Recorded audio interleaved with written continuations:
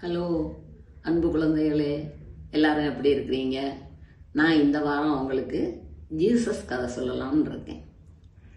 ஒரு தடவை இயேசுவும் அவங்க அம்மா மரியாவும் ஒரு கல்யாண வீட்டுக்கு போனாங்களாம்.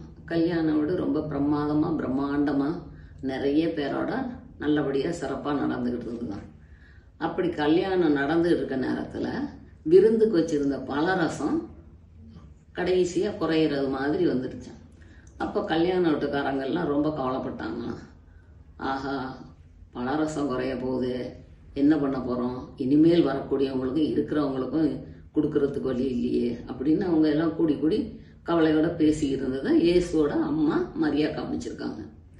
அப்போதான் மரியா நினைச்சிருக்காங்க, நம்ம மகனோட அற்புதத்தை எல்லாரும் காட்டுறதுக்கு இது ஒரு நல்ல சந்தர்ப்பம், இயேசு அவரோட அற்புதத்தை காட்டணும்னு சொல்லி இயேசுவை கூப்பிட்டாங்களாம்.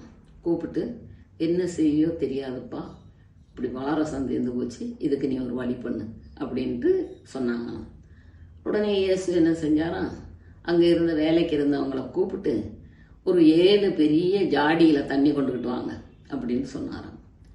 அப்போ அவங்க எல்லாம் அங்கே வேலை செய்கிறவங்கெல்லாம் போயிட்டு ஒரு 7 பெரிய ஜாடியில் தண்ணி கொண்டு வந்து வச்சாங்களாம்.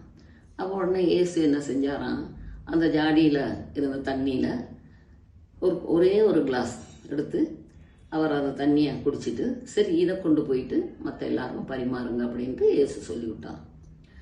எல்லாரும் வாங்கி குடிச்சிட்டு, ஆகா, நாங்கள் இதுக்கு முந்தி சாப்பிட்ட அந்த பலரசம் நல்லாவே இல்லையே, இது அவ்வளோ அற்புதமாக இருக்கே, அவ்வளோ பிரமாதமாக இருக்கே அப்படின்ட்டு எல்லாரும் வாங்கி குடிச்சாங்க.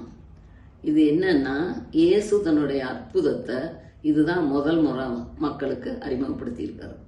இயேசுவோட அவரோட இது அருள் இந்த பண்ணா வெளிப்பட்டிருக்கு. இதுதான் அவர் நடத்தின முதலாவது அற்புதம்.